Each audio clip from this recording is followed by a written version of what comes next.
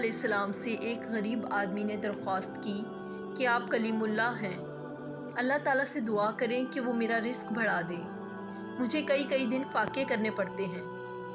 حضرت موسیٰ علیہ السلام نے بارگاہ خداوندی میں اس شخص کی درخواست پیش کی تو بتایا گیا کہ اس آدمی کی قسمت میں قلیل روزی ہے، اس لیے ہمارے ہاں سے تھوڑا تھوڑا کر کے اسے روز دیا جاتا ہے تاکہ آخر تک ملتا رہے۔ اس شخص کو جب یہ بات معلوم ہوئی تو اس نے درخواست کی کہ آپ اللہ تعالیٰ سے سفارش کر کے میری قسمت کا سارا رزق مجھے ایک ہی بار دلوا دیں۔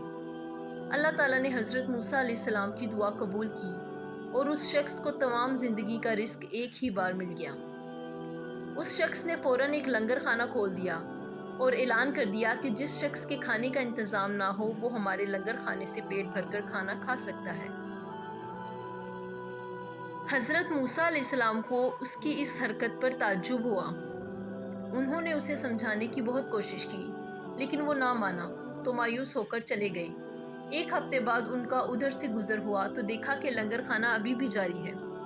دوسری مرتبہ وہ 1 ماہ بعد اور پھر تیسری مرتبہ 6 ماہ بعد ادھر سے گزرے تو آپ نے حسب معمول اسی طرح لوگوں کو لنگر خانے سے کھانا کھاتے دیکھا۔ ان کا خیال تھا کہ اس آدمی کی دریا دلی کی بدولت سارا رزق چند ہی دنوں میں ختم ہو جائے گا، مگر لنگر خانہ تو ابھی تک جاری ہے۔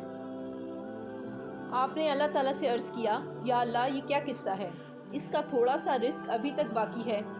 جواب آیا، بے شک اس کی قسمت میں تھوڑا ہی رزق تھا جو اب تک ختم ہو جانا چاہیے تھا، لیکن ہمارا قانون ہے کہ جو شخص ہماری راہ میں کچھ خرچ کرتا ہے تو ہم اس کا 10 گنا اس کو دنیا میں اور 90 گنا آخرت میں دیتے ہیں۔